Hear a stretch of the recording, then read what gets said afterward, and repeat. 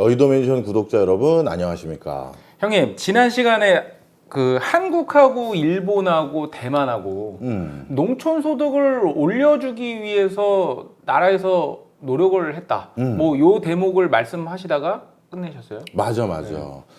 중요한 얘기 했었지. 자, 지난 시간에 우리가 했던 것 좀 정리를 하면 중국의 권력이 중앙에서 지방으로 넘어가게 됐고, 그렇죠. 그래서 지방으로 넘어간 배경은 덩샤오핑의 지지 기반이 거기 있었고, 그렇죠. 그러다 보니까 중국의 지방에서 서로 경쟁적으로 뭘 하게 됐었냐 하면 외국 직접 투자를 받게 됐고, 그래서 중국의 경제 발전의 초창기 80년대, 90년대 시드머니 제일 많이 들어간 나라들은 다 어디에서 돈이 들어갔다? 다 중국을 둘러싸고 있는 그렇지. 아시아의 네 마리용. 그래서 중국을 세계 공장으로 만들어준 돈은 우리를 비롯해서 일본, 대만, 싱가포르 여기서 해준 거야. 네, 그렇죠. 자, 그래서 학자들이 예전에 아시아를 기러기 때라고 불렀어. 아, 기러기 때. 맨 선두엔 일본. 그 다음에 일본의 선도 기술 밑에 한국, 한국과 대만. 그리고 나머지는 동남아시아 국가들. 이걸 기러기 때라고 불렀다고. 그런데 그 뒤에 90년대는 우리들이 전부 중국에 투자했잖아. 그래서 판다를 중심으로 한 그 원형 구조로 바뀌었다. 이렇게 얘기했어. 왜냐하면 중국을 둘러쌌으니까. 그렇죠. 그래서 판다의 원형 구조 네트워크로 바뀌었다가 해외 시장에서 받아왔던 거야. 그런데 중국이 그렇게 외국 자금을 끌어들이는 데 있어서 가장 중요했던 게 뭐냐 하면 바로 여기 값싼 노동자들 많은데 얘네들 뭐 노조 걱정 안 하셔도 돼요. 네, 노조 제가 걱정. 그냥 그 사부로 그냥 내가 그렇죠. 뭐 이렇게 하고 그리고 원래 이렇게 외국에 가서 우리가 공장 짓고 그 다음에 건물 조성하고 하려면 이게 시간이 또 엄청 걸리는데 그렇죠. 저한테는 신경 안 쓰셔도 됩니다. 제 처남이에요. 그리고 저쪽 땅, 제 동생이에요. 뭐 이런 것들 있잖아. 그리고 뭐 어느 거나, 내가 도지사인데, 뭐 이런 것들. 인허가는 걱정하지 마세요. 그래서 그런 모든 편의시설이 다 제공됐기 때문에 돈만 가져와, 기술만 가져와, 그럼 여기서 다 할 수 있어. 그렇게 해서 부강이 됐던 거야. 결국 농촌 지역에서의 좋게 야기하면 비자발적인 양보 때문에 저게 일어났던 거야. 그리고 아니 교수님 근데 농촌 지역이 아니라 일성지의 거점 도시들도 많이 갔었잖아요. 상해, 북경 말고도. 네, 그렇죠. 거기에서는 내가 지난 시간부터 계속 얘기했던 그 중국의 원형을 유지할 수 있었던 호구제도. 그 호구제도를 부분적으로 완화해 줬잖아. 그렇죠. 자꾸 도시에 와서 일할 수 있게끔. 그래서 농민공들이 도시에 와가지고 일하다가 갑자기 그 도시에서 국영기업에서 일하고 있었는데 국영기업이 민영기업으로 민영화돼 버리니까 갑자기 당신 해고요 해서 도시 빈민으로 전락하고 이런 일들이 생겼던 이유가 호구제도를 낮춰서 기회보고 왔던 사람들. 근데 그 사람들의 고용을 계속 보장해주면 다국적 기업들이 안 오니까 마음대로 자를 수 있게 해주니까 이 일시 해고돼서 도시 내 빈민층들까지 늘어나는 이런 것들이 이제 형성된 거라고. 정리 이제 끝났어. 그러면 여기에서 왜 우리나라랑 대만과 일본은 농촌 지역을 오히려 소득을 벌충해 줬느냐? 대표적으로 전 세계에서 동아시아 지역에서 농촌 지역의 소득을 벌충해 줬던 가장 경이로운 사건으로 꼽는 건 일본도 물론 했고 대만도 했지만 한국을 압도적으로 봐. 한국이요? 한국의 새마을 운동을 봐. 새마을 운동. 이걸 외국 학자들은 경이롭다라고 표현을 해. 경이롭다라고. 대만은 우리 정도까지는 아니지만 당시 국민당 정부가 농촌의 산업화에 적극적으로 투자하기 시작해서 농한기에 일할 수 있는 인근 공장까지 농촌 지역에 지어줘서 농촌 지역의 소득을 급격히 올리는데 많은 신경을 썼었고, 우리보다 조금 앞서서 일본 자민당 같은 경우는 농촌 기반 시설 투자, 농촌 발전 펀딩, 그다음에 농업 보조금, 외국 농산물 들어오는 거 막기 위한 관세 부과, 이걸 전부 다 했어. 근데 이 중에서 가장 성과가 높았던 건 70년대 새마을 운동을 기반으로 한 우리나라야. 그럼 이걸 일본, 대만, 그 다음에 한국은 왜 했느냐인데 이유가 조금씩 달라. 일단 일본 같은 경우는 확실한 게 자민당이 장기 집권을 하고 본인들이 많은 그 다수당을 계속 유지하려고 하다 보니까 도시는 작은데 농촌은 많은 표심이 있잖아. 그러니까 의원 수가 많잖아. 그렇죠. 그러다 보니 농촌 지역의 표심을 다잡기 위해서 농촌 지역의 소득 부양에 굉장히 적극적으로 관심을 보였던 거야. 어떻게 보면 자민당의 장기 집권이 목표였지. 뭐 아직까지 하고 있으니까. 그렇지. 아직까지 하고 있지. 네. 자, 그 다음에 한국과 대만은 약간 상황이 달라. 모르겠어. 이게 뭐 진짜 진심 어리게 뭐 농촌의 빈곤을 해결해 주기 위해서 국민당의 장개석이라든가 우리나라의 박정희 대통령이 농촌 지역의 빈곤을 해결하기 위한 그 선의도 있을 수 있겠지. 그런데 정치적 의도로 해석하거나 또는 또 다른 의도로 해석하는 건, 안보적 의도로 해석하는 건 뭐냐 하면 농촌 지역의 좌경화를 막기 위해서라는 거야. 그렇죠. 우리가 일반적으로 집단으로 활동하는 산업, 인더스트리에서는 좌성향이 좀 높을 수밖에 없어. 제조도 집단으로 하다 보니까 그렇죠. 당연히 좌성향이 좀 많은 데가 많고 농촌도 마찬가지거든. 그런데 자꾸 이들이 궁핍해지고 도시와의 격차가 많이 생기면 당연히 그 과정에서 그렇죠. 좌경화될 수가 있겠지. 가난한 지역에서 이 공산혁명이 항상 그럼 그래서 그걸 어떻게든 일어나지 못하게 막아야 되다 보니까 좌경화를 막기 위해서 이렇게 소득을 늘려줬던 거고, 물론 좌경화를 막기 위한 또 다른 방법이 뭐야? 누르는 거지. 그렇죠. 총으로 쏘고 뭐 때리고 해서 좌경화를 막을 수도 있는데, 당근과 채찍을 적절히 섞어서. 근데 채찍을 주로 쓰지 않고 당근을 썼던 이유가 또 하나 뭐냐 하면, 대만도 그렇고 우리나라도 1970년대부터 국제사회로부터 원조가 점점 줄어들기 시작했어. 그렇죠. 원조가 줄어들면서 우리 그때 급격하게 원조 줄어드니까 원조 때는 우리가 어떻게든 먹거리 해결하려고 분식을 장려했잖아. 그렇죠. 이 분이 가루분이라고 해서 밀가루 음식을 말하는 거잖아. 혼분식 장려했잖아요. 그렇지.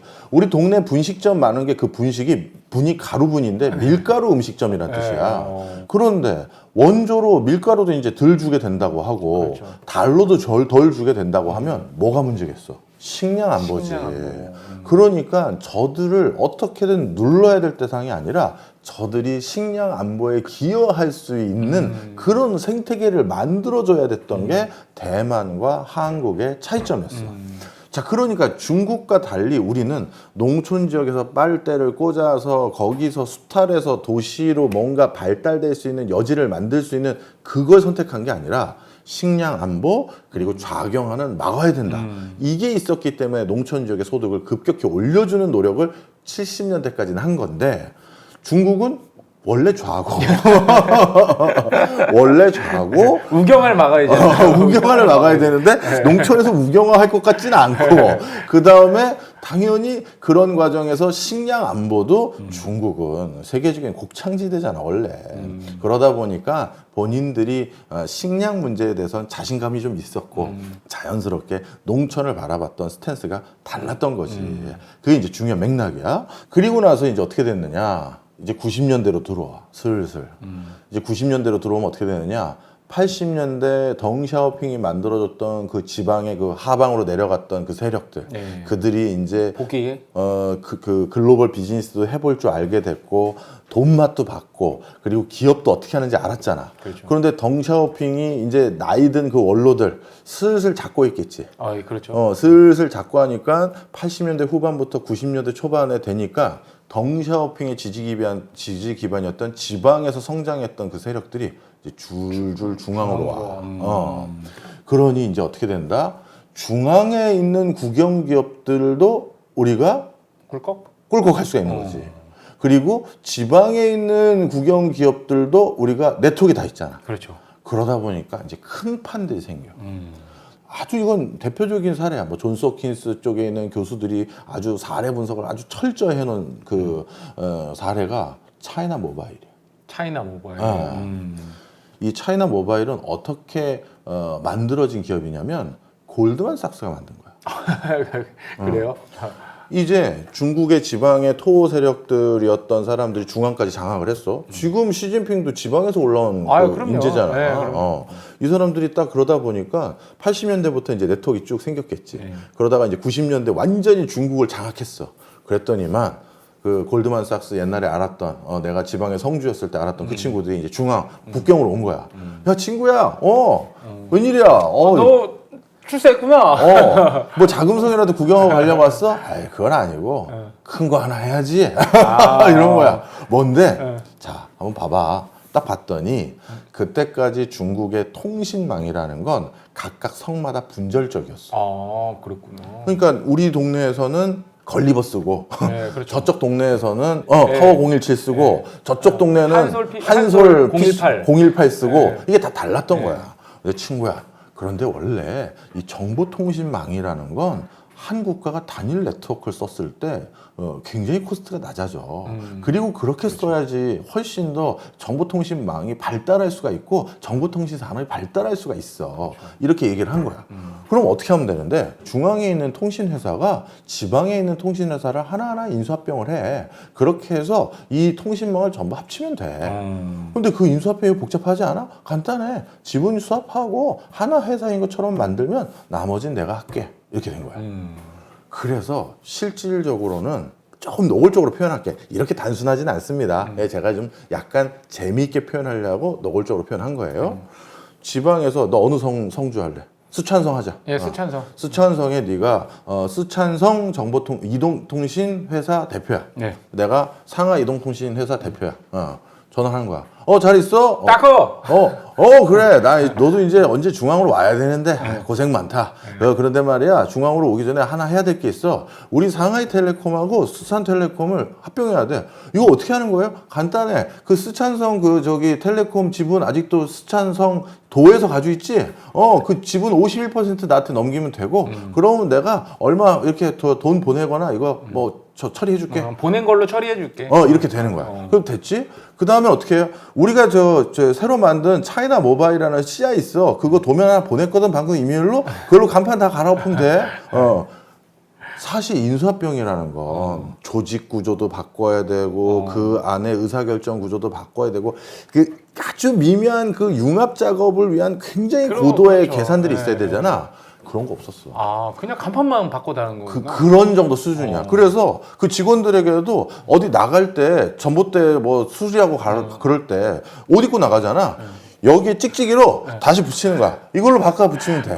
아니면 이제 오바로크로 따라라락 해서 진짜 그 정도 수준이었어. 그렇게 해서 전부 중국의 국가가 보증한 전도유망한 이동통신 회사의 독점 기업이 만들어져. 참 그 큰 나라에 그 독점 기업이 만들어져서 골드만삭스가 보고서 아주 예쁘게 써서 딱 상장시키니까 그게 어떻게 되겠어? 뻥 터지는 거지.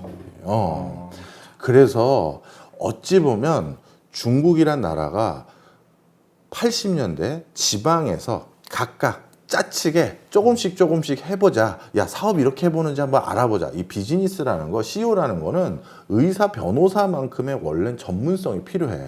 많은 사람들이 사업하다가 실패하는 이유가 그냥 취업했다가 잘 안 되거나 취업이 잘 안 되거나 아니면 취업한 뒤에 뭔가 일이 잘 안 풀려서 그래서 창업을 하잖아. 그래서 대부분 망하는 거야.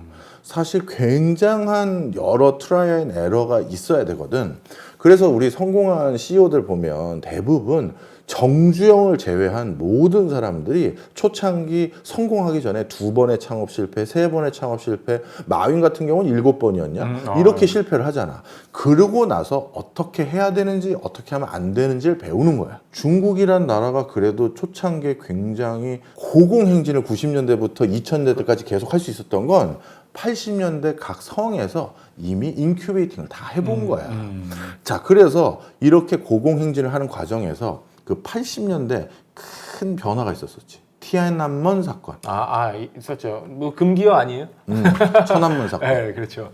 그 천안문 사건이 사실 어찌 보면 중국이 공룡이 되지 못할 마지막 변화의 요인이었어.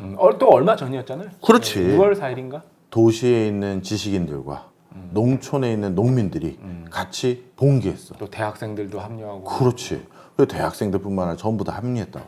그래서 천안문 앞에서 시위를 했는데 결국 어떻게 됐어? 무력 진압했잖아요. 그게 이제 우리가 생각하기엔 무력 진압 때문에 결국 그게 흐지부지 됐다라고 알고 있잖아. 근데 나는 여기에 대해서는 생각이 달라. 그래요? 무력 진압한다고 모든 봉기가 다 흐지부지 돼? 아니잖아. 네, 그건 아니죠. 오히려 무력 진압하면 더 들불처럼 일어나는 봉기가 얼마나 많았어. 그렇죠. 그런데 천안문 사태가 이렇게 무력으로 진압되니까 확 와해가 됐던 가장 큰 이유는 천안문 사태 때 그 천안문을 중심으로 그래도 뭔가 피켓팅을 했던 사람들의 그 피켓 내용을 보면 흐지부지 될 수밖에 없어. 피켓을 들었던 그 궁극적인 지향점이 달랐어. 서로 가려고 하는 길이 달랐고. 달랐던 거야.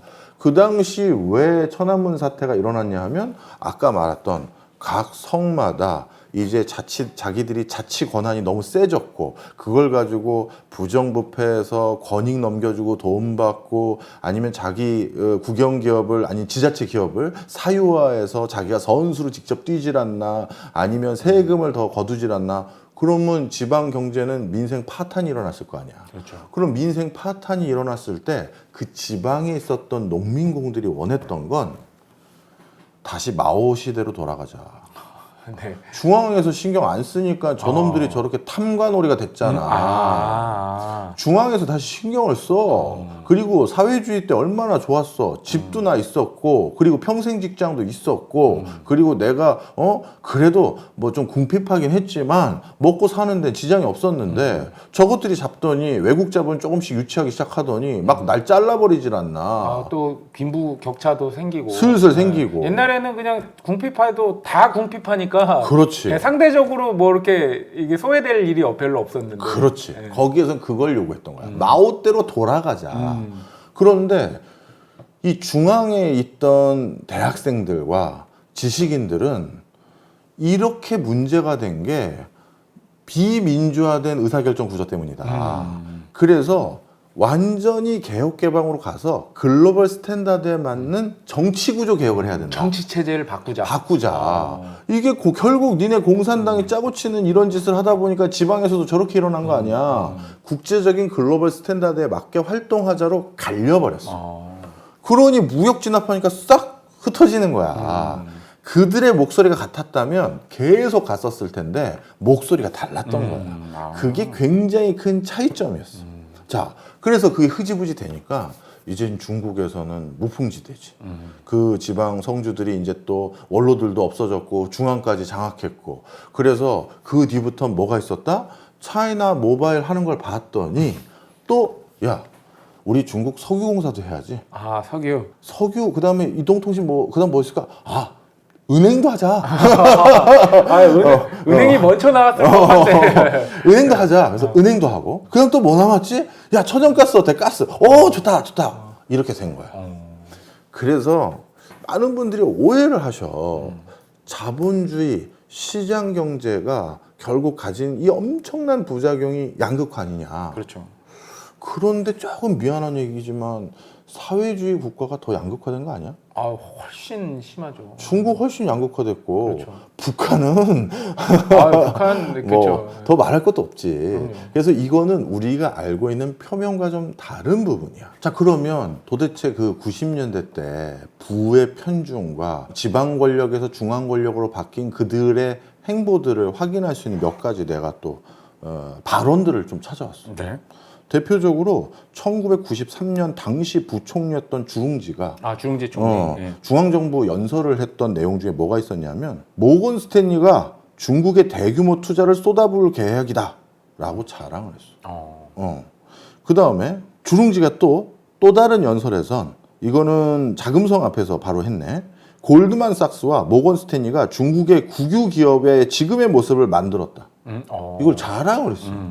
그 다음에 중국의 그 인민들에게 했던 내용들은 뭐가 있냐면 1993년에 농촌공작회의에서 역시 이것도 주룽지야. 오늘 완전 내가 주룽지를 무슨 바닥으로 몰아버리네.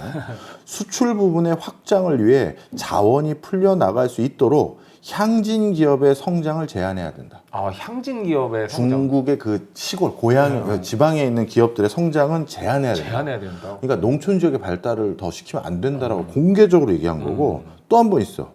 1993년부터 94년에 곡물 시장 자유화에 이어서 곡물 가격 인상을 억제하는 정책을 밀어붙이면서 또 뭐라고 얘기했냐면 농촌, 농업 부분을 희생해 도시 지역의 물가 인상을 막고 생활 수준을 지켜야 한다.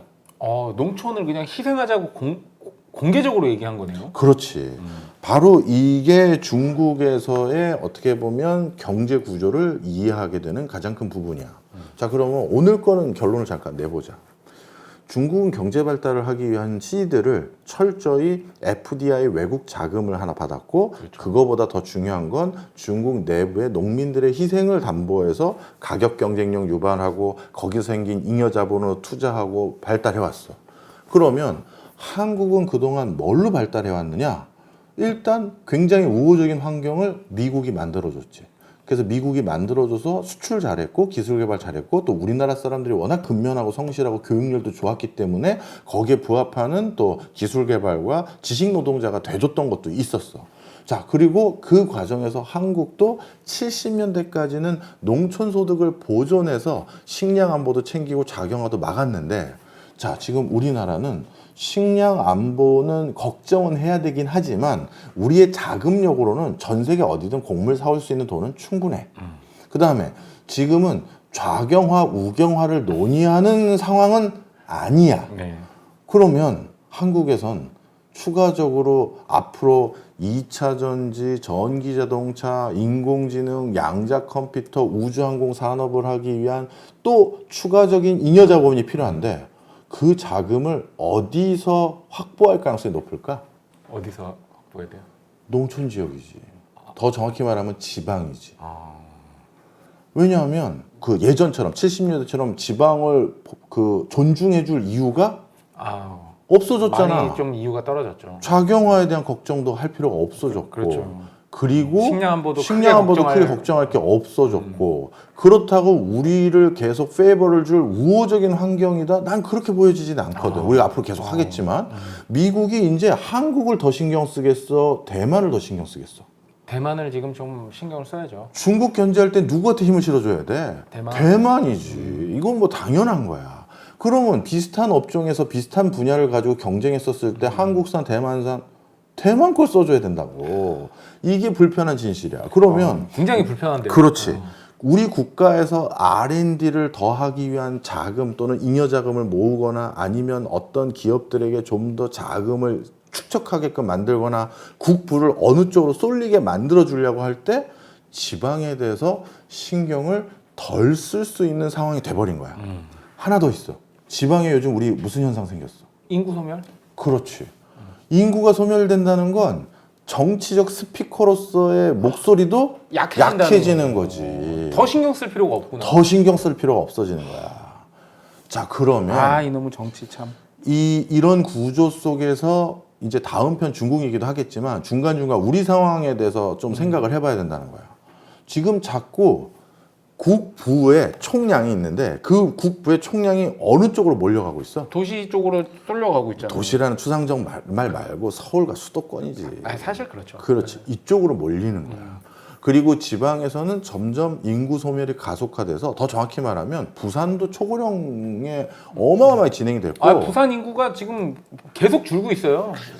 그 더 정확히 말하면 부산은 부울경의 교육도시였어. 그러니까 부울경 지역에서 공부하겠다는 청년들 중에는 물론 서울과 수도권으로 오기도 했지만 서울에 웬만큼 좋은 데가 아니면 부대 가거나 그렇죠. 저쪽 경대 가거나 네, 그렇죠. 아니면 해양대도 아주 좋은 학교였고 이렇게 됐었는데 지금 부산에 있는 대학들이 다 초토화됐어.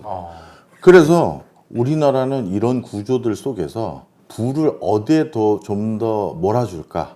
부를 어디에 더 집중시킬까를 고민할 때 자연스럽게 서울과 수도권에 그렇죠. 신경을 더 쓸 수밖에 없어. 앞으로도 계속 그런 현상이 벌어질 거라고 보시는 거죠. 그럼 아주 그걸 좀 더 노골적으로 표현하면 서울과 수도권 집값 올려주는 정당이 다수당 되는 거지. 그렇죠. 어차피 지방은 이쪽 동네는 저쪽 찍고 저쪽 동네는 저쪽 찍잖아. 그렇죠. 그러면 그 표밭은 이미 결정된 거고 이쪽에서는 이쪽 찍고 저쪽에서는 저쪽 찍는 거 안 바뀌잖아. 인구의 절반이 사니까. 아무리 이쪽 동네에서 다른 당 좀 찍으세요, 저쪽 동네에서 다른 당 좀 찍으세요 해도 안 찍잖아. 그럼 그렇죠. 그쪽은 이미 정해진 우리 판이고 그럼 나머지 경합 지역이라는 건 서울과 수도권이거든. 그럼 서울과 수도권 더 잘 살게 해드릴게요. 여기 근데 더 잘 살게 하는 게 국부가 예전처럼 경제 성장률이 자꾸 늘어나면 잘 살게 해줄 다양한 방법이 많아. 다 같이 윈윈할 수 있어. 근데 저성장 구조가 되면 어디를 덜어다가 줘야 되거든. 그런 가능성이 굉장히 높은 거야. 아. 그래서 내가 자꾸 너무 불편한 진실이라서 방송에서는 안 해. 여의도 멘션에서만 내가 얘기를 해. 불편한 진실이자 참 어떻게 보면 가장 현실적인 얘기예요. 그래서 이 지역 간의 양극화도 자꾸 더 심해질 가능성이 높다라는 게 이런 맥락이에요. 자, 그런데 다시 돌아와서 그런데 중국이 지방의 농민공들 그거 뭐 짜친 돈들 세금 더 걷고 그 사람들 박봉에 일하게 해서 돈 모은 것만으로는 중국의 엄청난 경제 발전을 다 못하니 한국, 일본 이런 데서 FDI 들어온 것도 있는데 그거 말고 하나의 자금원이 더 있었거든. 그 자금원이 사실 지금 중국에겐 절대절명의 위기로 만들고 있는 요소야. 미국은 그걸 끊어내려고 지금 노력을 하고 있고 그게 뭐냐 하면 다음 시간에